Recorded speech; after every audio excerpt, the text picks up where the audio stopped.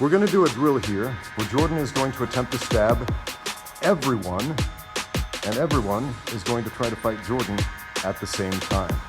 You're going down.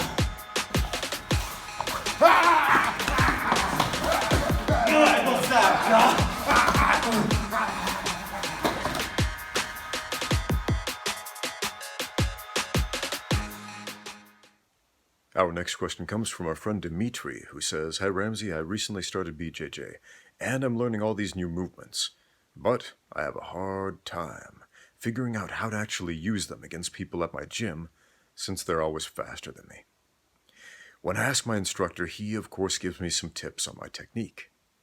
But at that point, the other guy already knows what I'm going to try, and it is super obvious, and I feel like it's even harder for me to pull off the right movements.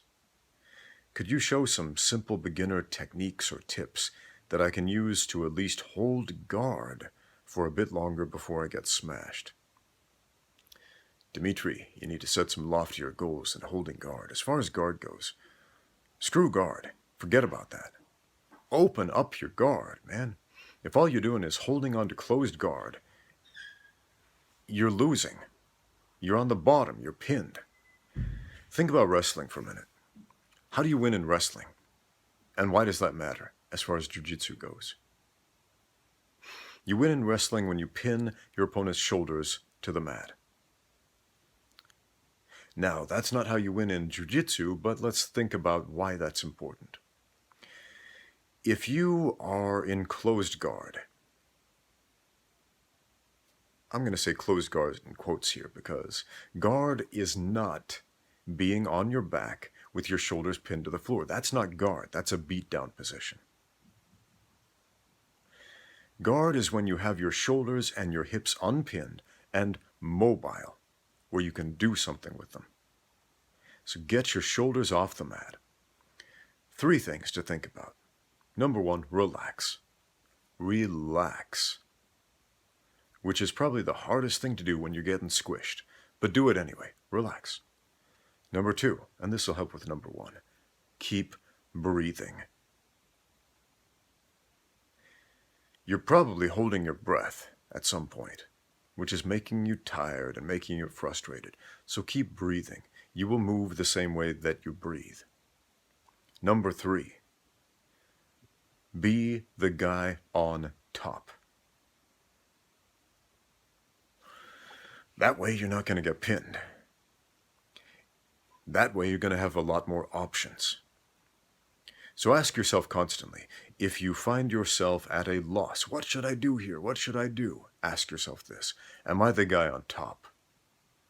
If the answer is no, I'm not, then fix that. Get on top. Can you sweep your opponent with your feet locked in a closed guard? There are probably a couple of ways to do it, but for the most part, no. Can you submit your opponent with your feet locked in a closed guard? There are a couple of ways to do it, but for the most part, no. So let's focus on the high percentage stuff here. Let's focus on the stuff you'll be using most of the time. Open up your guard in order to follow the 3 S's of jiu-jitsu. Number 1, stand up. Yeah, stand up. Jiu-jitsu is not about dragging your opponent to the mat and twisting them into a human pretzel and making them tap out. That's only one option. Jiu-jitsu is about giving you the tools that you need to put the fight where you want it. So the first S, stand up. Sometimes that will not be possible, but attempting to stand up will create space, and it will create a scramble, which will create opportunities for the second one. Sweep, which is any technique from guard that puts you on top. Sometimes that will not be a possibility, but attempting to stand up and then attempting to sweep will create spaces and will create a scramble, which will create opportunities for the third S, which is submission. And again, that's the third thing. If the first thing you're trying to do off your back is submit the other guy, you're not going to submit him.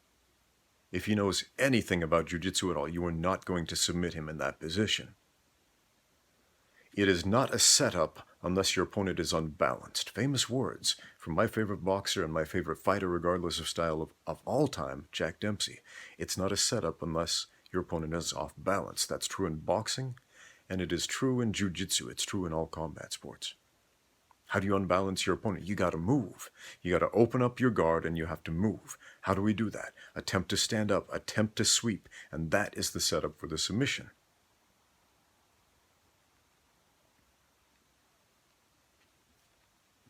I'm going to take a look at that question again. I made a video a while back.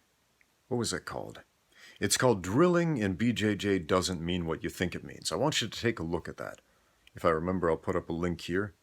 I may not remember, so remember the name. Drilling in BJJ doesn't mean what you think it means. It's about the difference between sequences, drilling, and rolling or sparring. And those are three really important distinctions. If you really want to solidify a technique that you're learning in class, say for example your instructor teaches you a sweep or a submission, and you're not getting it, and it's not working on the people you're trying, and maybe you know it on a cerebral level, you know where to put your hands and your feet, because you've done a bunch of sequences with a cooperative partner, and so you know technically how it works. But when they start fighting back, it's not working. And the way a lot of jiu-jitsu classes is taught is fundamentally flawed. And here's why. Here's what usually happens. I don't know if yours is like this, but I'm assuming because like 80, maybe 90% of all jiu-jitsu classes I've been to are like this. What do? They'll spend maybe the first half of the class teaching a technique or two. They'll say, here's a sweep or here's a submission. Here's how you do it. Let's go. And they'll clap their hands and everybody's like, oh, or whatever. And then they start sequencing this technique. They'll call it drilling, but it's not a drill, it's a sequence. That's where you do a technique with a cooperating partner so that you can learn how it works, where to put your hands and feet, how to move your body the correct way to make the technique work against a cooperating partner. And you do that a bunch of times until you figure out how it works. But then what? They'll do that for a while, and then the coach will say, all right, let's roll. Os, or whatever they do. Man, always makes me laugh when people get obsessed with saying, os. I never say that, man. You'll never hear me saying that in my gym, ever. Not once.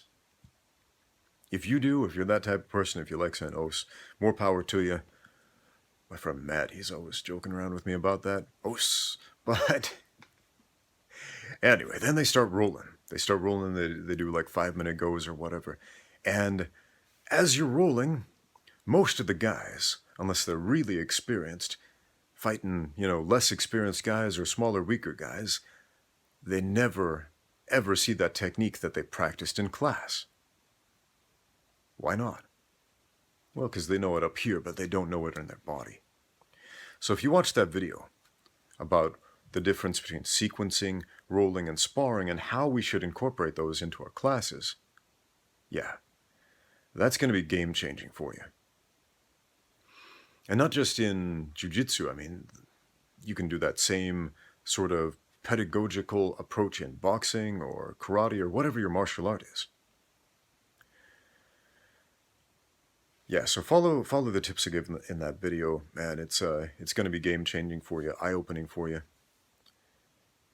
And make sure you are understanding those 3 levels: drilling, sequencing, sparring, and doing them at the right times in the right quantities. I hope that helps. Thanks for watching. Now get out there and train.